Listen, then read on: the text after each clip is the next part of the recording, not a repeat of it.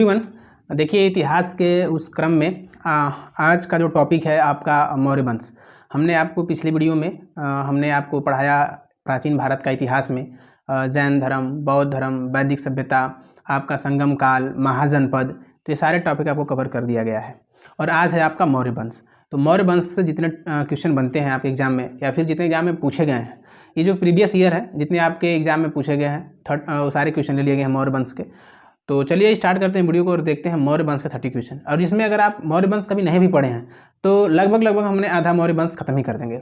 बाकी आप डिटेल पढ़ने के लिए तो आपको मौर्य वंश तो पूरा पढ़ना ही पड़ेगा और बिना पढ़े कोई कुछ भी संभव नहीं है। तो पढ़कर ही ज्ञान अर्जित करिए, लेकिन आप यहाँ प्रैक्टिस कर सकते हैं, अपने नॉलेज को थोड़ा सा इन्हेंस कर सकते हैं, क्योंकि ये जो क्वेश्चन है वो सारे प्रीवियस ईयर हैं और किसी न किसी एग्जाम में वनडे एग्जामिनेशन में सवाल पूछे गए हैं। तो इसलिए आपके लिए इंपॉर्टेंट हो जाते हैं कि आप ये जान पाएँ कि जो क्वेश्चन है वो किस तरह से एग्जाम में पूछे जाते हैं और उसका पैटर्न क्या होता है, पूछने का तरीका क्या है। पहला दौर नहीं रह गया कि पहले नॉर्मल पढ़ के आप एग्ज़ाम क्लियर कर ले रहे थे। अब आपको काफ़ी डीपली पढ़ना पड़ेगा, काफ़ी डिटेल जानकारी और पूरा डिटेल उसका एक्सप्लेनेशन देखना पड़ेगा, तब जाके आप उन सारे पूछे गए प्रश्नों का आप उत्तर दे पाएंगे।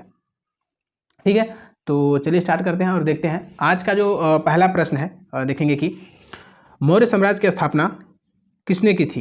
देखिए पहले ओरिजिन जानना जरूरी है कि पहले उसका शुरुआती दौर क्या है। तो मौर्य साम्राज्य की जो स्थापना करते हैं चंद्रगुप्त मौर्य। ठीक है, तो option number C will be right answer. Question ये भी बनता है कि किसे हराते हैं। तो नंद वंश का जो अंतिम शासक थे धनानंद, ठीक है, तो धनानंद को हराकर और चंद्रगुप्त मौर्य ने नए वंश की स्थापना करता है जिसका नाम है मौर्य वंश। ठीक है, और उसका पहला राजा चंद्रगुप्त मौर्य।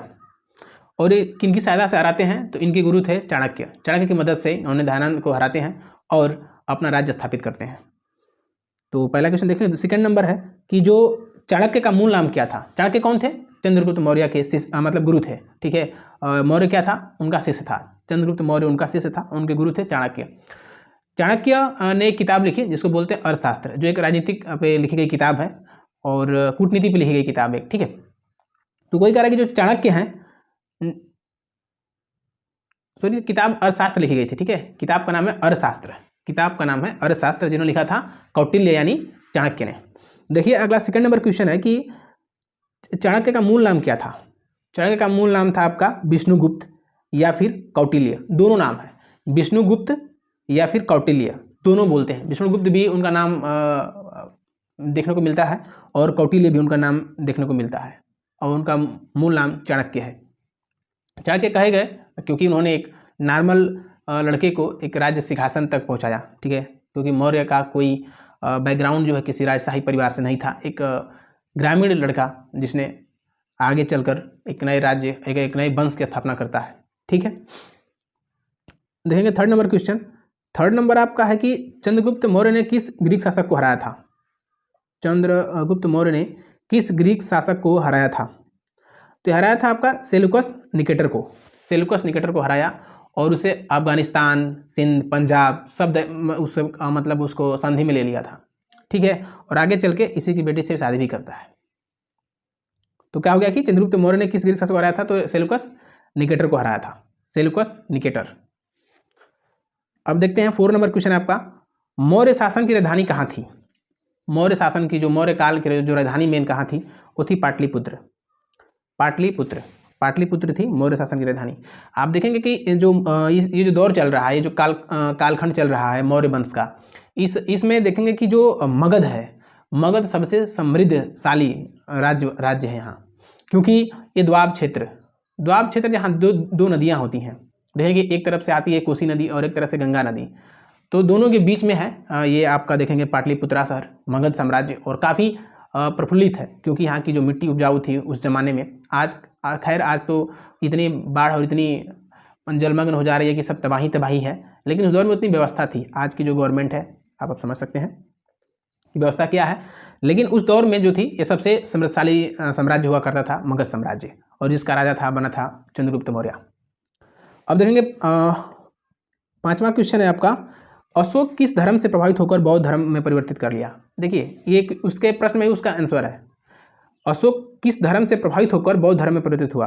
तो देखेंगे कि जो अशोक है, अशोक पहले चंद्रगुप्त मौर्य की बात करते हैं। चंद्रगुप्त मौर्य जो था उसने मरते हुए जैन धर्म अपनाया। ठीक है, उसने हिंदू धर्म को छोड़कर जैन धर्म अपनाया और जैन धर्म से ही अपनी मृत्यु को प्राप्त किया उसने। संलेखना विधि बोलते हैं जिसको, उपवास के कारण जिसकी मृत्यु हो जाती है उसको संलेखना विधि कहते हैं। ये जैन धर्म की एक परंपरा है। तो उसी परंपरा के अनुसार अशोक ने अपना प्राण त्यागे थे और जैन धर्म अपना लिए थे। लेकिन जब अशोक आया तो अशोक ने जैन धर्म को छोड़कर बौद्ध धर्म से प्रभावित हुआ और उसने बौद्ध धर्म को अपनाया। ठीक है, तो किस धर्म को अपनाया? बौद्ध धर्म को, और बौद्ध धर्म से ही प्रभावित हुआ था। ठीक है, बौद्ध धर्म से ही प्रभावित होकर उसने जैन धर्म को अपनाया था। और प्रभावित हुआ था एक उपगुप्त नाम के एक इनके बौद्ध भिक्षुक थे इन्होंने शिक्षा ली और जब काफ़ी इनको प्रभावित हुए और उन्होंने बौद्ध धर्म को अपना लिया था। अगला देखते हैं। अगला क्वेश्चन है कि आपका 6 नंबर है कि बौद्ध धर्म में अशोक के गुरु कौन थे? कौन थे जो बौद्ध धर्म में अशोक के गुरु थे? तो वही थे आपके उपगुप्त थे।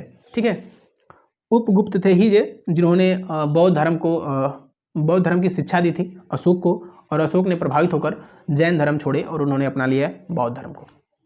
बौद्ध धर्म को। ठीक है, अब देखते हैं आपका 7 नंबर। 7 नंबर क्वेश्चन है, किस अभिलेख से अशोक के बौद्ध धर्म अपनाने की पुष्टि मिलती है?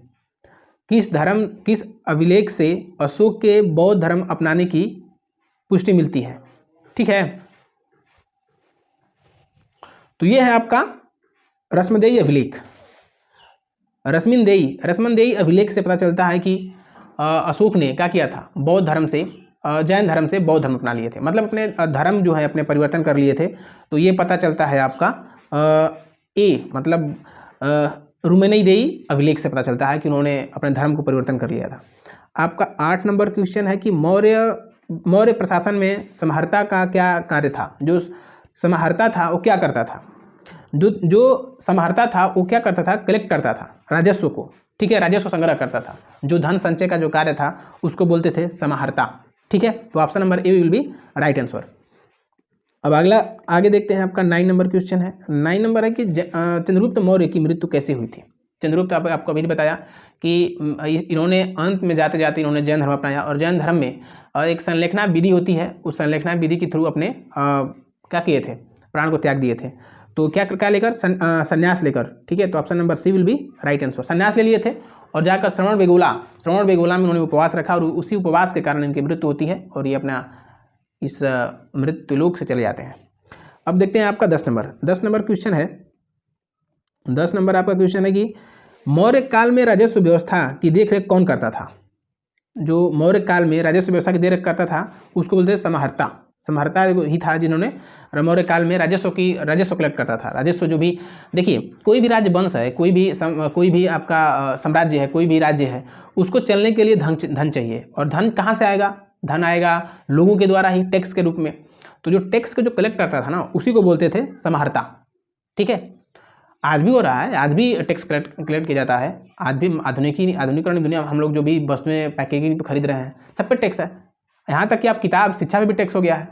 तो ये पैसे सरकार कोई काम करती है कैसे? टैक्स से पैसे। उससे पैसे सरकार के पास पैसा आता कहाँ से है? वो टैक्स का पैसा होता है और टैक्स से पैसे से वो सारा काम करती है, यानी कि हम लोग का पैसा होता है, हम लोग जो टैक्स देते हैं। ऐसा नहीं है कि गरीब से सुनिए, भारत के जो सबसे गरीब से गरीब इंसान है ना, वो भी टैक्स देता है। जो भी सामान अगर आप खरीद रहे हैं, मार्केट से ला रहे हैं, उस पर टैक्स इंक्लूड है।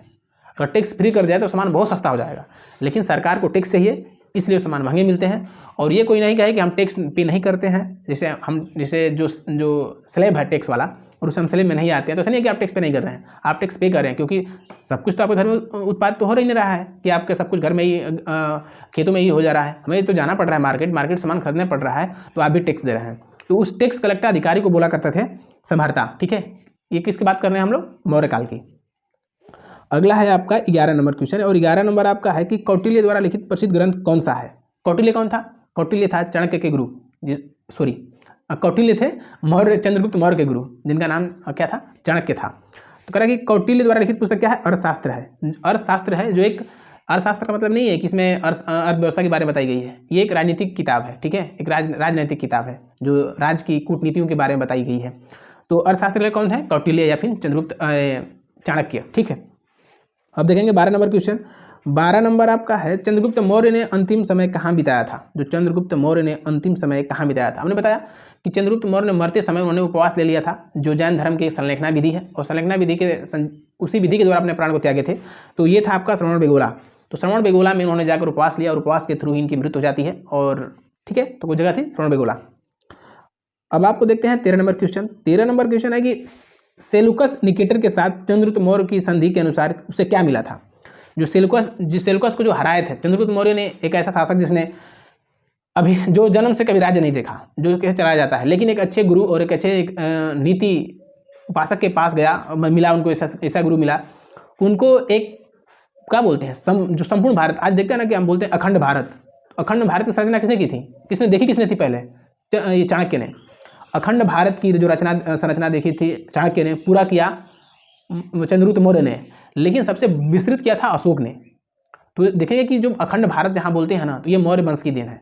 अगर मौर्य वंश अगर इतना पॉपुलर नहीं हुआ होता, इतना शक्तिशाली नहीं रहा होता, शायद आज हम अखंड भारत की कल्पना भी नहीं कर रहे होते। ठीक है, तो सबसे पहले अखंड भारत की कल्पना देखी थी चाणक्य ने, जिसको पूरा किया चंद्रगुप्त मौर्य ने, और जिसको समृद्ध किया था अशोक ने। ठीक है, अब चलते हैं आगे। अशोक का अच्छा ये था कि सेलुकस निकेटर के साथ चंद्रगुप्त मौर्य की संधि के अनुसार उसे मिला था। तो मतलब कौन राज्य मिला था? तो पंजाब और अफगानिस्तान का जो हिस्सा था उनको सेलुकस निकेटर को हराने के बाद जो है पंजाब और अफगानिस्तान मिला था। ठीक है, अब देखते हैं 14 नंबर क्वेश्चन। 14 नंबर है कि अशोक का कौन सा अभिलेख सबसे लंबा है। ठीक है, जो है अशोक का कौन सा अभिलेख सबसे लंबा है? तो ये 13वां अभिलेख है। ठीक है, 13वां अभिलेख जो है सबसे लंबा है अशोक का। अब देखेंगे इस 13वां अभिलेख में ही पता चलता है कि जो कलिंग भी युद्ध किया था, 13वां अभिलेख में पता है कि इसने कलिंग युद्ध किया था। 13वां अभिलेख में कि इसका हृदय परिवर्तन हो गया था।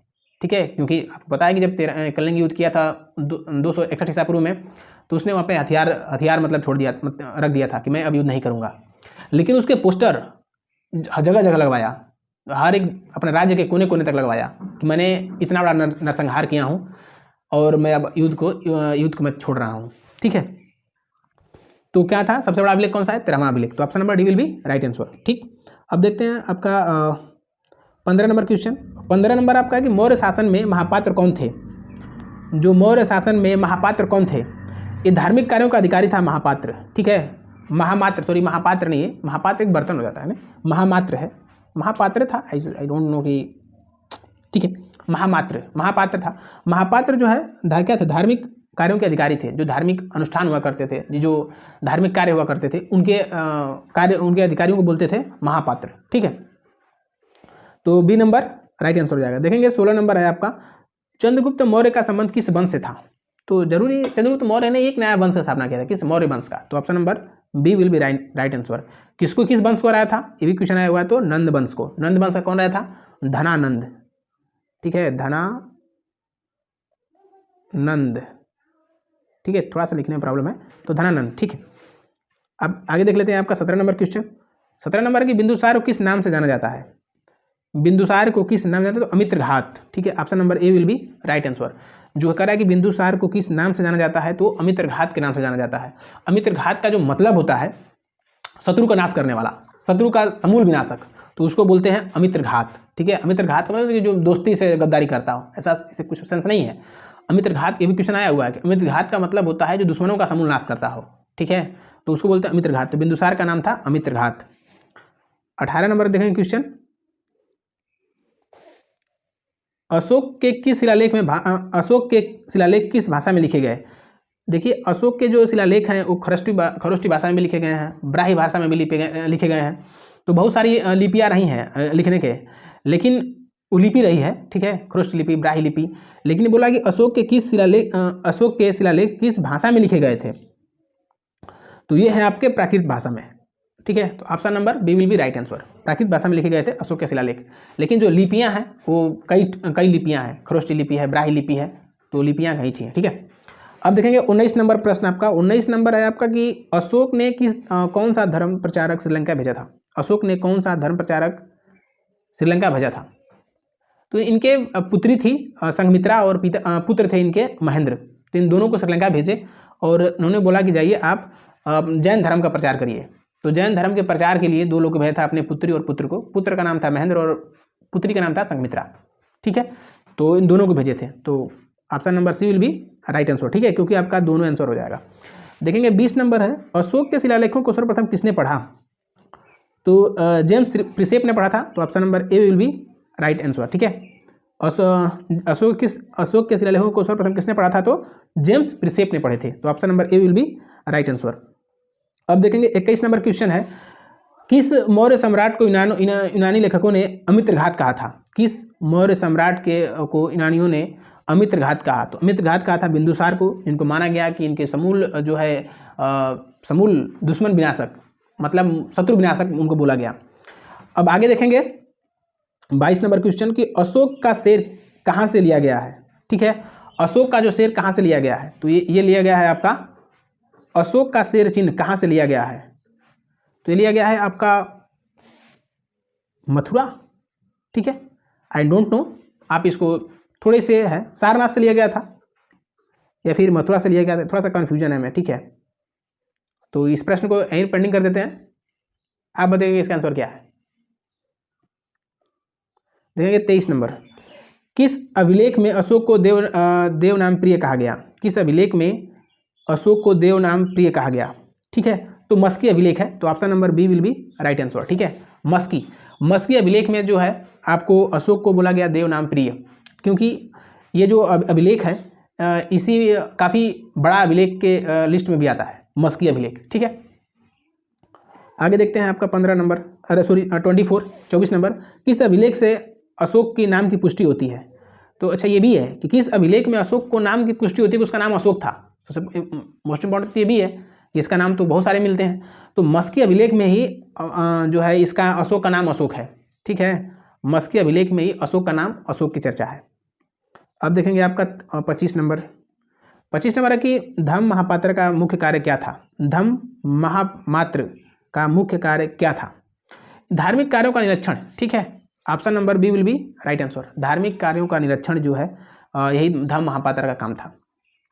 26 नंबर देखेंगे, चंद्रगुप्त मौर्य के काल में भारत आए ग्रीक राजदूत का नाम क्या था? तो मेगास्थनीज सब लोग जानते हैं, option number A will be right answer. Option number A will be right answer. ठीक, 27 नंबर देखेंगे आपका, मौर्य साम्राज्य की सैन्य शक्ति का प्रमुख स्रोत क्या था? तो मौर्य साम्राज्य जो सबसे शक्तिशाली शासक क्या था, साम्राज्य था, उसमें जो मेन भूमिका थी उनके जो हाथी थे, हाथी सेना, पैदल सेना, अश्वरोही सेना, तो सब सेनाएं थी, तो क्या था, सभी थे। तो मौर्य वंश में सब थे, पैदल भी सेना थी, घुड़सवार थी, हाथी पे थी, तो काफ़ी ताकतवर राज्य था ये उस जमाने के अनुसार। क्योंकि आप ये सोच लीजिए कि जो अखंड भारत की जो संरचना जो कल्पना कर रहा है कि मैं अखंड भारत पूरी जो आज अफगानिस्तान, श्रीलंका, पाकिस्तान, भूटान, आपका नेपाल, ये सारे उसी के कब्जे में थे। सोच लीजिए कि एक छोटे से गांव से लेकर लड़का और अखंड भारत की कल्पना करता है, तो गुरु अच्छा होना चाहिए आई थिंक कि तभी आप बेहतर काम और बेहतर प्रदर्शन कर सकते हैं। अशोक के किस अभिलेख में विश्व बंधुत्व की भावना प्रकट होती है? अशोक के किस अभिलेख में विश्व बंधुत्व की भावना प्रकट होती है? क्या है अभिलेख 13। अभिलेख 13 में ही है आपके कलिंग युद्ध, तो और अभिलेख 13 में ही तो उसके विश्व बंधुत्व की भावना प्रकट होगी, क्योंकि तभी तो उसने कलिंग युद्ध में 261 में कलिंग युद्ध लड़ता है, उसके बाद उसने हथियार छोड़ दिया। तो हथियार छोड़ दिया यानी कि तो हो गया ना जो बंधुत्व की भावना, तो वही है 13वां शिलालेख।